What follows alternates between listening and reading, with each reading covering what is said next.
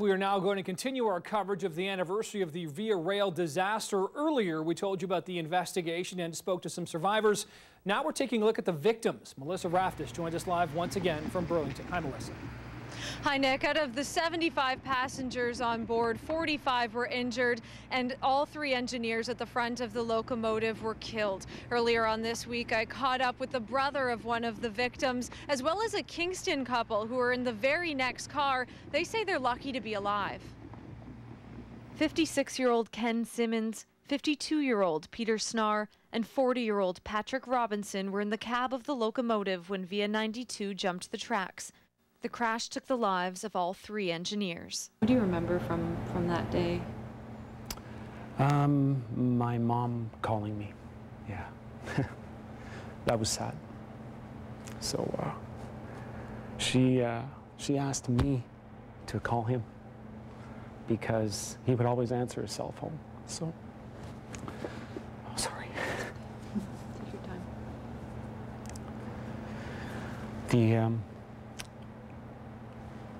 The first events have all been hard, but now the anniversary's harder. Patrick's brother Ken Robinson says this has been a difficult 12 months for the family. He describes Patrick as a great dad to Logan and Amanda, his 2 kids who are now 11 and 14. He's missed his energy, his enthusiasm, but as time goes by, you know, we heal. As the Transportation Safety Board continues to investigate, they've kept in close contact with the families of all 3 engineers, updating them as much as possible on their findings. I believe that the assumptions are all the same, and I don't think we're ever going to know what really caused this, what happened for them to not expect to switch at that track.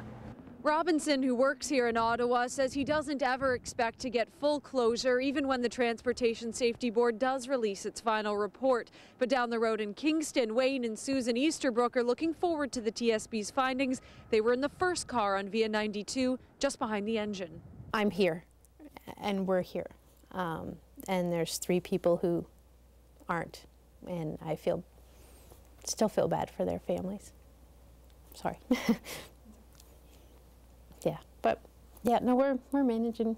Susan Easterbrook says she feels lucky to be alive, and by all accounts she is. Her husband Wayne, a Canadian soldier, had just returned from Afghanistan. The couple were on their way home from a trip to Niagara Falls with another couple when Via 92 derailed. It felt like it hit a bump, and the train came up, and then the train came up a little bit further, and I remember a friend of ours, Brenda, saying, "We're coming off the tracks." And then that's all I remember at that point.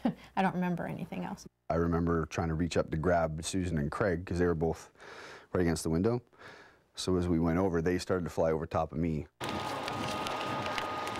Wayne's military training kicked in. He immediately took action, helping wounded passengers until first responders arrived, something the city of Burlington later recognized him for. It's a great honor, but I still don't think I did anything that anyone else wouldn't do. Susan, however, was in much worse condition. They got me to Hamilton.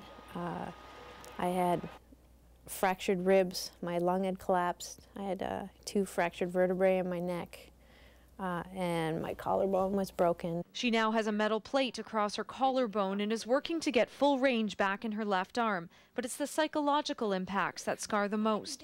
Susan says she's now a nervous traveler and has forced herself to try to take the train again. When we first started, I cried for 30 minutes straight. I was not a fun trip, but.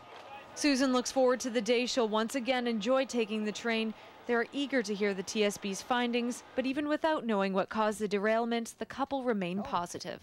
There's only one alternative, right? Yeah. So this is the better option.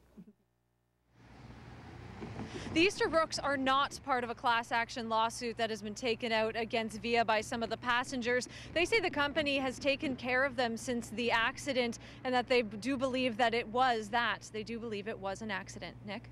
All right, Melissa, but is Via doing anything to mark the anniversary at all or even honor the victims?